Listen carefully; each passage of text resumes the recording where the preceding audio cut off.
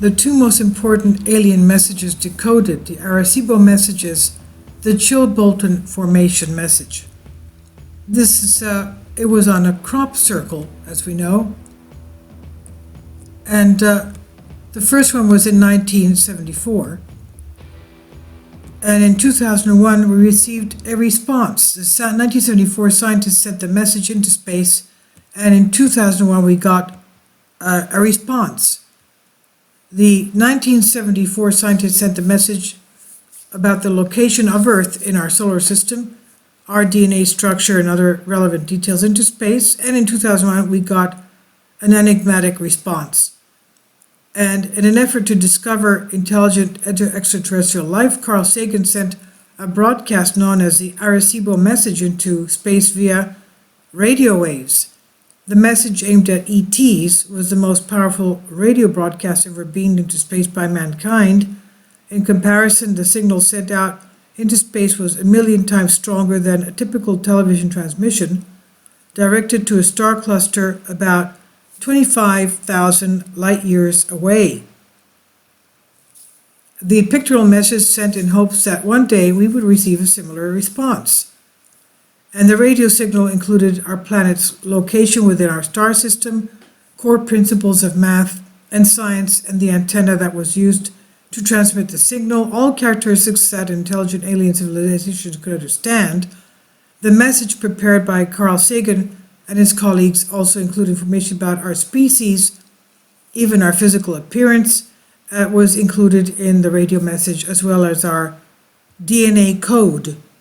And a few years after the signal had been sent out, people forgot about all this. And then 27 years later, in 2001, all of a sudden, out of nowhere, a crop circle appears, shaking the scientific community.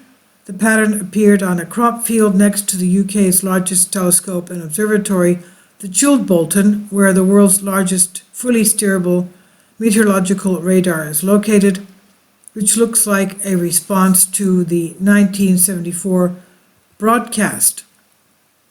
It was considered by many as one of the most impressive, important crop circles ever to appear on our planet, since this crop circle, unlike others, carries a message from space.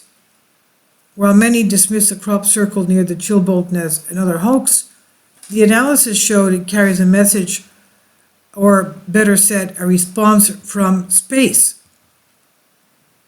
And describing the different solar systems in the universe, the image of the sender, non-human DNA, and some microwave antenna, the Chilbolton crop circle was the ultimate response we've ever hoped for.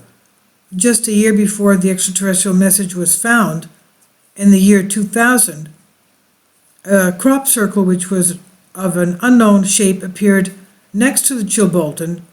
A year later, the puzzle was put together, and we could see that the crop circle that appeared in 2000 was, in fact, a depiction of the microwave telescope used to transmit the signal to us. In 2001, 3 days after the mystery response appeared next to Chilbolton, another crop circle was found depicting what seemed to be a face.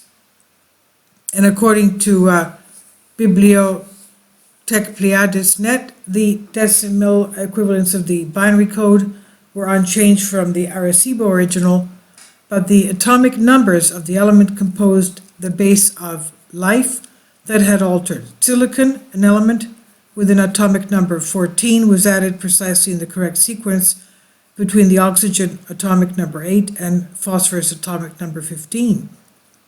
Because in 1969, the late Ben Volcani, a renowned microbiologist at the Scripps Institute of Oceanography, discovered the crucial role of silicon in carbon-based life. His work and that of his colleagues like Charles Mehard, also Scripps, and Edith Carlisle in the early 1970s at UCLA, showed that the presence of silicon is critical in a variety of terrestrial life forms, as well as human cell structure. For instance, in the binding of the cartilage and mineral aspects of our bones.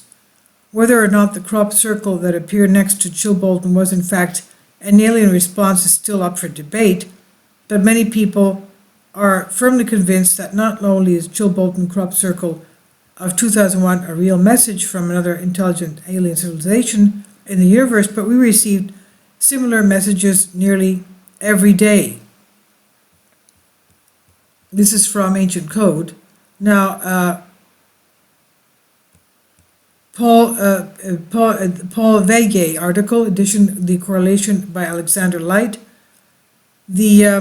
On Tuesday 2001, August 21st, 2001, the two new crop formations were reported there in Chilbolton, UK. In Hampshire, both were very impressive looking, consisting of the large numbers of small pixels, which when viewed from the air, formed a recognizable shape unlike any other crop formations. One represented a human face, and the other represented a radio transmission that SETI, the Search for Extraterrestrial Intelligence, sent from the Arecibo radio telescope in 1974. This later formation will be examined in the article, which I hope not only to describe and explain original transmission, but also to examine and decode the number of significant changes occurring in the crop formation. I'm not going to go to the details, but the Arecibo message, quote, first I will give some background to the original message sent from Arecibo in 1974, which is in the north coast of Puerto Rico. The message was actually transmitted November 16th, 1974, consisting of 1,679 pulses of binary code zeros and ones, which took a little under 3 minutes to transmit and was transmitted on a frequency of 2,380 megahertz, which is significant later. Now, why 1,679 digits? The reason is down to mathematics. 1,679 is the unique product of two prime numbers, 23 and 73. Any sufficiently intelligent life form would no doubt look for unique universal constructs, such as prime numbers, chemical element frequencies, and binary digits. Don't forget that because we could be trying to communicate with an intelligence completely different from ours, we cannot talk in terms of human systems, such as centimeters, feet, decimal numbers, etc. Now, the binary coding, I'm not going to go into this, it's too detailed. I just want to go into decoding the original message. No, I'll go to the, I want to go to the answer. And if you want to read the details, you can.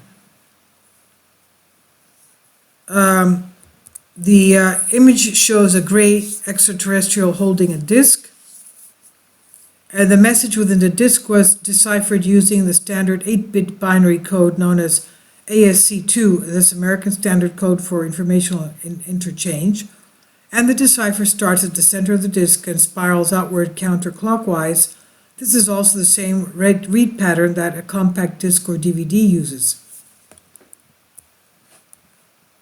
And the message is this, the message translated says this: beware the bearers of false gifts and their broken promises. Much pain, but still time. Believe there is good out there. We oppose deception. Conduit closing, 0 by 07. The binary code of 0 by 07 at the end of the message would produce a bell sound similar to that of an old typewriter. Bell sound, example, ding. Okay? And, I used to have an old type of typewriter before laptops, and computers were in use. But when you come to the end of the line, it makes a little ding, the typewriter. Then you have to change lines. So, the exact construction, ABC, beware the bearers of false gifts and their broken promises. B, much pain but still time, believe. C, there is good out there, we oppose deception. Conduit closing, ding. That's it. Now, is this a friendly message from benevolent beings? The message sounds friendly enough, and it's just what we want to hear, but personally, I'm almost certain that this is a deception, and you will see why. Those who study or already are in contact with extraterrestrials or other benevolent beings know that our government collaborates with the malevolent species of greys, which we know as Zeta Reticulans or Reticulans. They inhabit a binary solar system known as Zeta Reticuli. The Reticulans in the Alpha Draconian community, commonly known as reptilians, have been in contact with our governments for ages. The Reticulans are responsible for all the abductions, mutilations, human and animal, while the reptilians are those behind our leaders. They are using our government to control and enslave our race. So, now concerning the connections to reptilians and their control over human species, we already talked about this in the Emerald Tablets. This is something that Thoth the Atlantean tells us, that the serpent-headed entities that do time travel, space travel, live underground and want to fetter and chain up humans and human souls, that they do away with the elected leaders and they take over their form, and they're actually, they want to control the earth by appearing that they are the leaders to us, whereas they are reptilians and the serpent-headed beings. And this is the type of technology they have. They're Nephilim Anunnaki technology, whatever you want to call it, reptilian technology, ET technology. They're actually demonic entities, okay? And this is exactly what we're getting as information from the Emerald Tablets. And I have a playlist if you want to listen to them once in a while. I think we just finished tablet 11. There are 42 tablets. So he talks about the reptilians being among us on Earth, and they've been with us for thousands of years. Thousands of years. They were with Atlantis before the Great Flood, and some of them did survive. They were sent all over the world, flying with their spacecraft, building pyramids, constructing underground cities, and they're probably still there. That's a good place to hide. So this here says there are also two prominent constellations mentioned by our ancestors. Most of the times they are connected with extraterrestrial quote-unquote gods, Pleiades and Orion's belt, but even more interesting, the Illuminati are literally obsessed with these two constellations and what they represent. So, the Orion belt composed of 3 stars. 2 of them are aligned, while the third is a little offset. And that's, as you can see, okay, he's talking about Orion's belt. No, that's okay. The flying disc, a flying disc is certainly noticeable, and below it, the extraterrestrial being, the ET, walks on a black and white floor, most of the prominent Illuminati signs, and the foreground we can see an astronaut with broken helmet, astronaut beasts holding a similar disc in his left hand. Maybe the painter had a vision about the upcoming events, whatever. I'll leave you the link for this. You can read the whole thing if you'd like, and tell me what you think. Now, is this just somebody's very nice crop circle that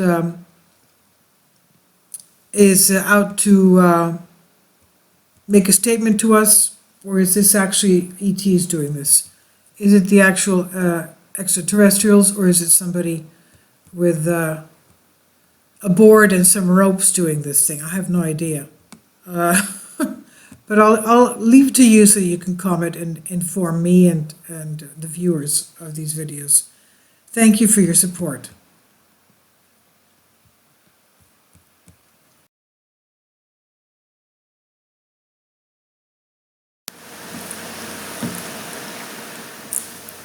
If you'd like to join me on my Patreon account, you will hear content not covered by mainstream media. These riveting stories will be based on my research, and I will state my opinions and give my personal insight on diverse and controversial subjects and world events not covered by mainstream media, and not certainly on not supported by YouTube guidelines. So whatever I have on my Patreon, most of those will not be on my YouTube channel. Please consider becoming a member today. More of the most significant and important videos will be on my Patreon channel. Your support helps me to continue my research and keeps this YouTube channel alive. And we depend on your support, your generous charity, because we help economically challenged families here in Athens, Greece, in Kapota, and we also help the young generation with university tuition and the community around our church. Thank you.